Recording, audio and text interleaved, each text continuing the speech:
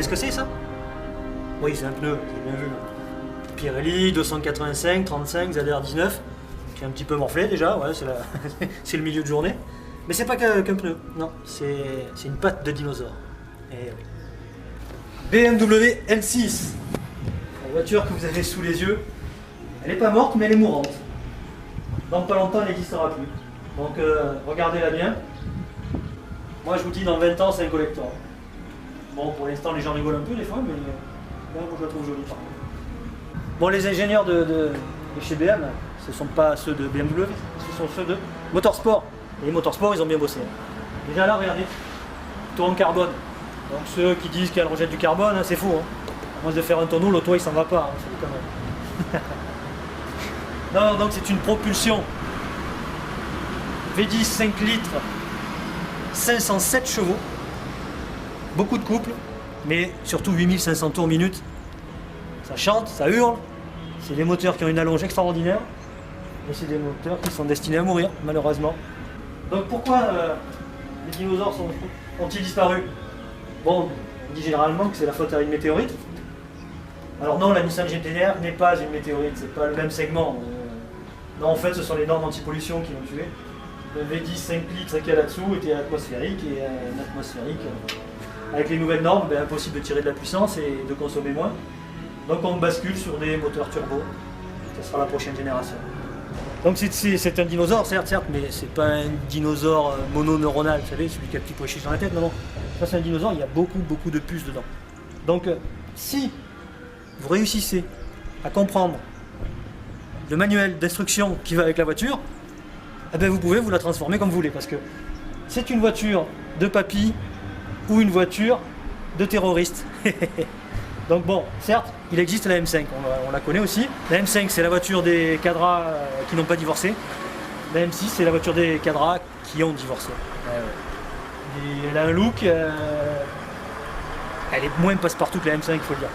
Par contre, dessous, c'est une quoi? Est-ce que c'est un Diplodocus ou un T-Rex? Eh ben, vous allez le voir dans pas longtemps. Hein.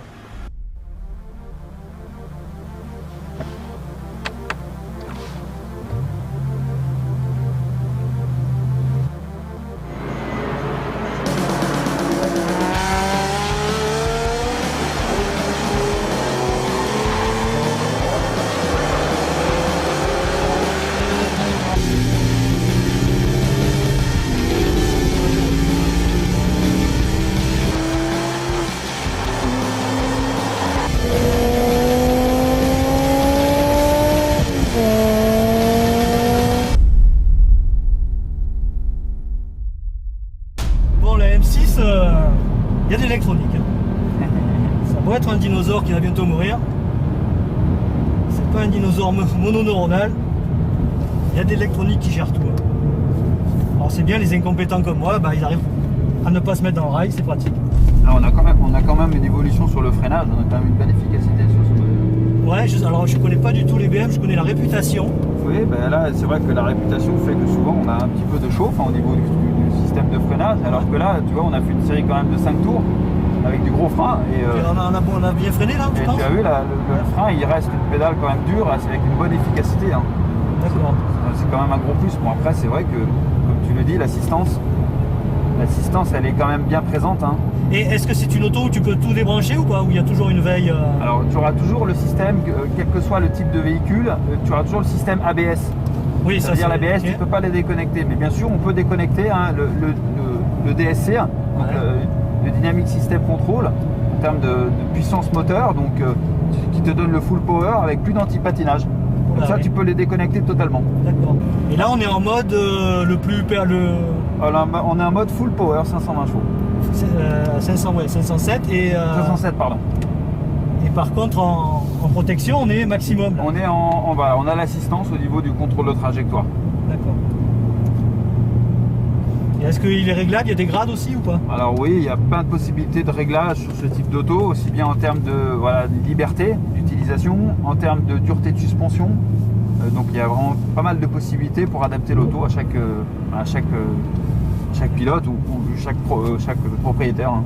Je voulais simplement regarder, parce que le problème c'est que tu as l'électronique maintenant, Ouais, mais ça c'est le truc, tu vois, tu rates la session quoi, si tu commences à rentrer dans le...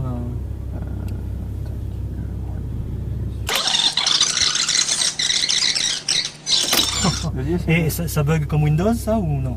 J'en ai aucune idée. Moi ça m'inquiète hein, ce genre de truc. Ma foi. Et donc on est en une conso de 39,5 litres au 100. Il doit nous rester quelques kilomètres à faire. Hein. Ça va hein. Ouais. Bon on va tenter le coup, on va voir.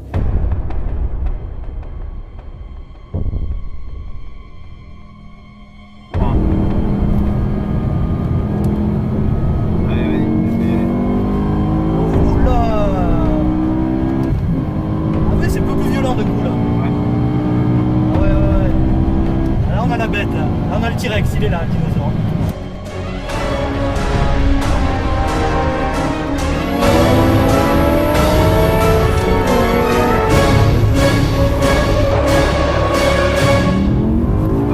Freinage. Dans le petit patinage, il était branché. Hein. Ah ouais, non, il était branché. Hein.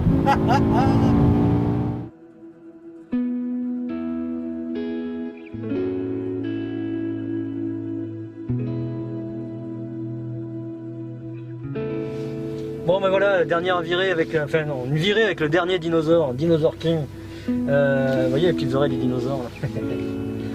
Bon ben voilà, c'était le dernier tour de roue de cette voiture, la M6, les 10, 5 litres, c'est la fin. On va la laisser finir sa carrière, aller mourir au cimetière des dinosaures si ça existe.